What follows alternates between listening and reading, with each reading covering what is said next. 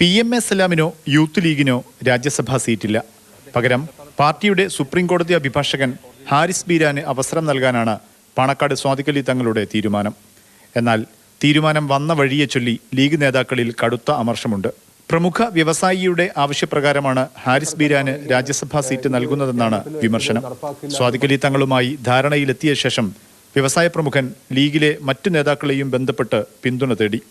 രാജ്യസഭാ seat party ബാഹ്യശക്തികൾ നിയന്ത്രിക്കുന്നത് അംഗീകരിക്കാനാവില്ലെന്ന് നേതൃത്വത്തിൽ വലിയൊരു വിഭാഗം ചൂണ്ടിക്കാട്ടുന്നു. അസന്തുഷ്ടി പ്രകടമാക്കുന്നതായിരുന്നു കുഞ്ഞാലിക്കുട്ടിയുടെ പ്രതികരണം. അങ്ങനെ ഒന്നും ആലോചിച്ചിട്ടില്ല, ഒരു കാര്യമില്ല.